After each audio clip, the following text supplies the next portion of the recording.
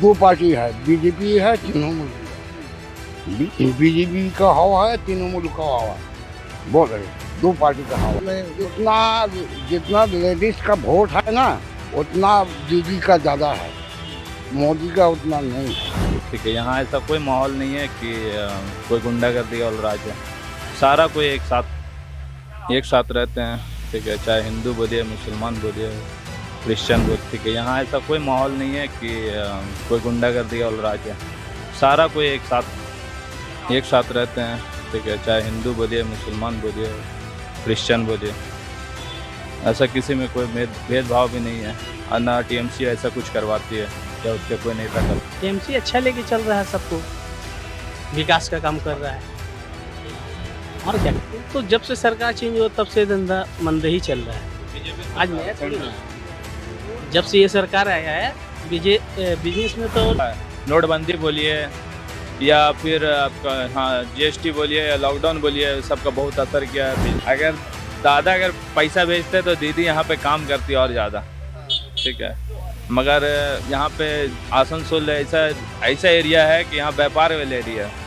ठीक है, और जितना व्यापारी लोग सब अपने से रोजगार पैदा करके। देखिए, भले ही इस देश की राजनीति में कई चरणों में चुनाव होते हैं, उनको फास्ट ट्रैक करना चाहिए, लेकिन पहले चुनाव से पहले नेता चरण में ये हम लोगों का दुर्भाग्य है कि चुनाव के बाद आज जो बोलता है 42 का 42 मिलेगा, ये बंगाल में असम बोलेगा कि हम जीतेंगे, लेकिन ये रिजल्ट निकल बंगाल का जनता बहुत कॉन्शस है, इसलिए बंगाल में ये नहीं होगा।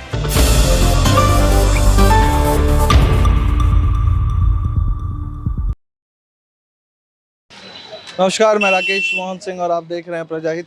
इस समय हमारी टीम लोकसभा चुनाव कवरेज के लिए आसनसोल में है और आसनसोल इस बार थोड़ा सा चुनावी सरगर्मी के बीच में है। ये सीट कारण ये रहा कि टीएमसी की तरफ से जहां पर बिहारी बाबू शत्रुघ्न सिन्हा को उतारा गया, तो वहीं भाजपा की तरफ से ये सीट दी गई थी भोजपुरी मेगा स्टार पवन सिंह को।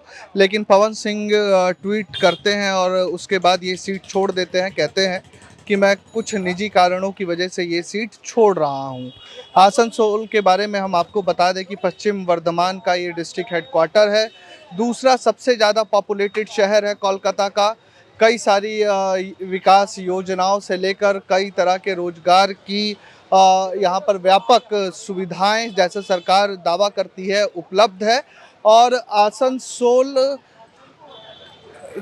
अपने भाईचारे के लिए भी जाना जाता है। मुस्लिम पॉपुलेशन यहाँ पर एक हद तक लोकसभा चुनाव में निर्णायक भूमिका में है और सभी दलों की नज़र इस सीट पर रहती है।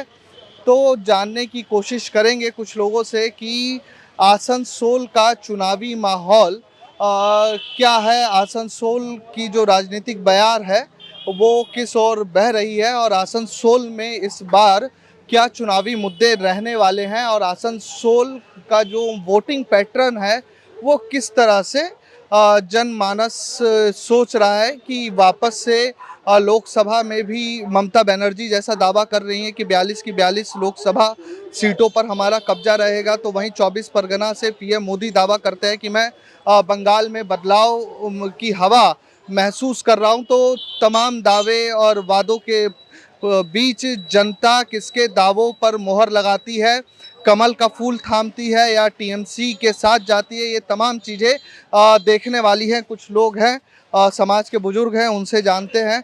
सर, हम लोग आए हैं थोड़ा सा जानने, इस बार आसनसोल में राजनीतिक हवा, चुनावी हवा किस ओर बह रही है? दो पार्टी है, बीजेपी है, तृणमूल भी है। बीजेपी का हवा है, तृणमूल का हवा है। बोल रहे दो पार्टी का हवा। तो जो चुनावी, पहले थोड़ा सामान खरीद रहे हैं, सामान खरीद लेने जो जो चुनावी मुद्दे हैं दोनों ही दलों के, ममता बनर्जी ने जो योजनाएं शुरू की, चाहे वो महिलाओं के लिए हो या बेरोजगारों के लिए भत्ते की योजना हो, तो वहीं 24 परगना से पीएम मोदी कहते हैं कि इस बार मैं बंगाल में बदलाव की हवा महसूस कर रहा हूँ। किसके दावों पर ज़्यादा जनता भरोसा जता सकती है, किसके दावों में शुरुआती दौर में? जितना लेडीज का वोट है ना, उतना दीदी का ज़्यादा है, मोदी का उतना नहीं है। लेडीज का वोट दादा का ज़्यादा, दीदी का ज़्यादा है। वोट शेयर लगातार बढ़ रहा है बीजेपी का, चाहे पंचायत चुनाव है। वो कौन मीडिया कौन करता है वो हम जानते नहीं है। हम तो देखा है, एबीपी देखा है, न्यूज़ 18 में देखा है, इंडियन टीवी देखा है, सब देखा है तृणमूल का ज़्यादा और बीजेपी का कम। सब हम सब इसमें देखा है। तो भरोसा है कि वापस से टीएमसी लोकसभा में रिपीट कर सकती है, मतलब बहुमत 42 में से लगभग 30 सीटों के आसपास। वो हम बोलना नहीं सकते। कुछ युवा वर्ग है, उनसे भी जान लेते हैं कि किस ओर हवा बह रही है इस बार लोकसभा चुनाव में। 42 में वापस से तृणमूल का कब्जा रहेगा अधिकतर सीटों पे, या पीएम मोदी जो 24 परगना से बदलाव की हवा की बात कर रहे हैं बंगाल में, वो होगा? 42 में 42 ममता बनर्जी, ठीक है। ऐसे बीजेपी जो दावा कर रही है वो गलत दावा कर रही है कि हाँ मतलब बंगाल का कब्जा रहेगा, वो गलत बात है। क्या कारण है कि ममता दीदी के साथ लगातार मास कनेक्ट हो रहा है, या ममता दीदी बीजेपी को घुसने नहीं दे रही है? बहुत ऐसा कारण है, स्टूडेंट लेवल में कारण है, जैसे कि सस्तो साथी हो गया, कन्याश्री हो गया, या आपका एग्ज़ाम के टाइम मोबाइल डोनेट की थी, ठीक है, साइकिल डोनेट की।